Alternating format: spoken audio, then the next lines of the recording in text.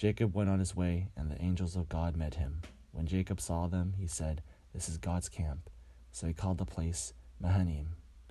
Jacob sent messengers before him to his brother Esau in the land of Seir, the country of Edom, instructing them, "Thus you shall say to my lord Esau, Thus says your servant Jacob, I have lived with Laban as an alien and stayed until now, and I have oxen, donkeys, flocks, male and female slaves, and I've sent to tell my lord, in order that I may find favor in your sight."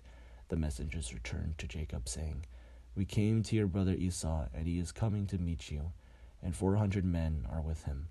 Then Jacob was greatly afraid and distressed, and he divided the people who were with him, and the flocks and herds and camels into 2 companies, thinking, if Esau comes to the one company and destroys it, then the company that is left will escape.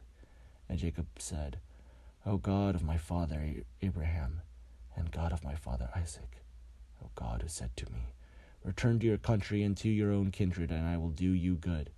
I am not worthy of the least of all the steadfast love and all the faithfulness that you have shown to your servant.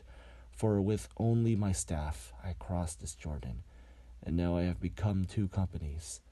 Deliver me, please, from the hand of my brother, from the hand of Esau, for I am afraid of him. He may come and kill us all, the mothers with the children. Yet you have said, I will surely do you good and make your offspring as the sand of the sea, which cannot be counted because of their number." So he spent that night there, and from what he had with him, he took a present for his brother Esau, 200 female goats and 20 male goats, 200 ewes and 20 rams, 30 milk camels and their colts, 40 cows and 10 bulls, 20 female donkeys and 10 male donkeys. These he delivered into the hand of his servants, every drove by itself, and said to his servant, "Pass on ahead of me, and put a space between drove and drove." He instructed the one in the lead, "When Esau my brother meets you, and asks you, To whom do you belong? Where are you going? And whose are these ahead of you?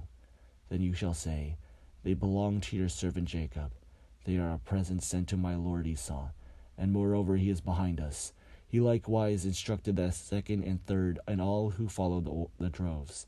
"You shall say the same thing to Esau when you meet him, and you shall say, Moreover, your servant Jacob is behind us, for I thought, I may appease him with the present that goes ahead of me, and afterwards I shall see his face, perhaps he will accept me." So the present passed on ahead of him, and he himself spent the night in the camp. The same night he got up and took his 2 wives, his 2 maids, and his 11 children, and crossed a ford of the Jabbok. He took them and sent them across the stream, and likewise everything that he had. Jacob was left alone, and a man wrestled with him until daybreak.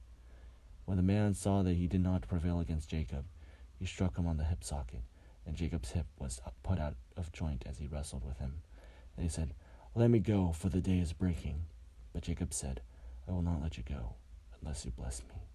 So he said to him, "What is your name?" And he said, "Jacob."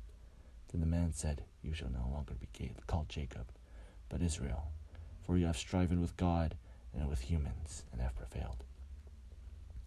Then Jacob asked him, "Please tell me your name." But he said, "Why is it that you ask my name?" And there he blessed him. So Jacob called the place Peniel, saying, "For I have seen God face to face, yet my life is preserved."